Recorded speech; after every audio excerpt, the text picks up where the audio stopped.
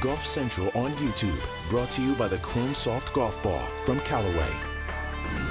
Hello, I'm Kira K. Dixon, and this is your Golf Central update. The PGA Tour moves from South Carolina this week to the island of Bermuda for the Butterfield Bermuda Championship. You can catch live first-round coverage on Thursday at 1:30 p.m. Eastern Time right here on Golf Channel. A spot in the Masters and PGA Championship on the line, along with 500 FedEx Cup points and a 2-year tour exemption. And I'm sure at least some of those perks sound appealing to John Daly, who got a sponsor's exemption into the field this week. Daly has not made a cut at a PGA Tour event since 2019, when he finished 69th at the Barracuda Championship. His last attempt was at this year's Open Championship, where he shot 73 and 74 at the Old Course and missed the cut. Amy Rogers joins us with more. Kira, the PGA Tour's rookies and rising stars are making headlines here this week in Bermuda, but there is one veteran in the field here that will certainly make you sit up and take notice, and that is John Daly. He is making just his third PGA Tour start of the year and first of the season thanks to a sponsor's exemption. Daly capped off his PGA Tour champion season just last week and is excited at the opportunity to make a rare return here to the PGA Tour. Honestly, why don't you try and get an exemption into Bermuda? And my guys, I know him. I met him in Rapsacan this year, played in the Pro-Am with me, and Brady's a really good friend of mine. And he says, "Yeah, we want to play with you. We'll give you a spot." So it's awesome. I'm not as healthy as I want to be, but any chance you come to Bermuda and play golf, it's pretty sweet. Absolutely, can't beat these views. How are you feeling overall with your game, and how you're feeling physically this week? Physically, I'm hurting, but I'm getting around it. I've got some bad back issues, but this left knee's killing me. And today I'm going to get a shot in my thumb. I haven't had one in a year or so, so it's kind of hurting a little bit to grip it, but I'll be all right. Knowing you have all those things to try and navigate this week, how do you approach the week? Well, I know it's going to be windy, so it's easier on the body when the wind blows. You don't have to swing at it. You just got to be creative and let the wind be your friend, and hopefully make some putts. Despite the number of injuries that you just heard Daly speaking about there, he was in good spirits when I caught up with him during his Pro-Am on Wednesday. And he was using a cart during the Pro-Am, and he'll be able to continue using that once the tournament begins as well. Both Daly and his caddy, Pete Jordan, were granted the use of a cart through the ADA review process, and that will continue through the end of the year. Kira? And thank you, Amy. The Eastlake Cup wrapped up in Atlanta. On the men's side, it was a matchup of two of the three top teams in the country, and Vanderbilt managed to beat Arizona State 3-2. It all came down to the fourth match. William Mole was able to make a birdie on the par 5 18th to give the Commodores the win. And on the women's side, it was an all-SEC final, and it was a clean sweep for the Auburn Tigers, who beat Texas A&M. Quite a finish for Auburn. That needed a dramatic comeback in their semifinal matchup with Oregon just to advance. It was their first win of the fall season. Now, some news today regarding the Department of Justice's ongoing antitrust investigation into professional golf. According to the Wall Street Journal, the DOJ's investigation expands beyond the PGA Tour and includes Augusta National Golf Club, the United States Golf Association, and the PGA of America.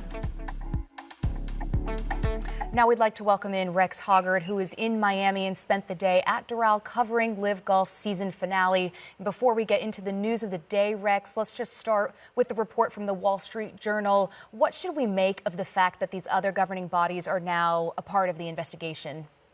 Well, when you look at the landscape of what's going on legally right now between the PGA Tour and LIV Golf, these are essentially the same topics. We're talking about antitrust. We're talking about anti-competitive issues that the Tour is having to deal with on a legal front here. Now, these are two separate deals. The lawsuit that came up in U.S. District Court in Northern California, that's between the PGA Tour, 3 players who remain in the suit, and LIV Golf. And that's probably going to take a few years to hash out. But it deals with the same, not just concept, but also the same ecosystem. When we talk about what LIV's trying to get to, it's how the Tour dealt with everyone in that ecosystem, and Augusta National, and the RNA, and the USGA, and everyone else, and that org is going to have to be part of this. So it's no surprise that the DOJ stepped in on this particular issue. I will say, however, that because the DOJ has some powers at their disposal that certainly you wouldn't have in the lawsuit that's going on in California, specifically the power to subpoena. This will probably move along quicker than that lawsuit.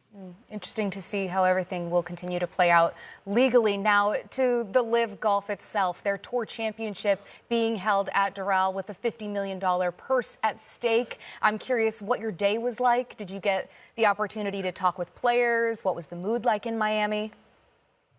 It was an eventful day. I got to talk to quite a few players, and I found it interesting that it's kind of a twofold feeling around Doral right now. I mean, one is sort of a feeling of accomplishment. I mean, I think Phil Mickelson spoke specifically that today about the idea that 6 or 7 months ago it was hard to imagine that the tour could get to where they are right now. He even pointed to the New Yorker story that came out last week, that there was a time back in February when Phil made those comments about the Saudi government as well as the PGA Tour, when this almost didn't happen. So I think when you look back, there is that sense of accomplishment. The other half of this is there's very much a sense of uncertainty among players. Chief among them will be the world ranking. We've talked a lot about the idea that these events don't get world ranking points. And I spoke to numerous players today who are either right there on the bubble of top 50 in the world or expect to fall out of that top 50 bubble, who understand now that it's become real. You will not get that invitation that you're used to getting from Augusta National. So it's kind of a twofold. It's bittersweet for many players this week. Well, Rex, speaking of players' comments, 2 weeks ago at the LIV Jeddah event in Saudi Arabia, Phil Mickelson said in a press conference there that he was happy with his decision to join LIV Golf because the PGA Tour was trending downward and LIV Golf is the winning side. He spoke again today. Any change in his opinions?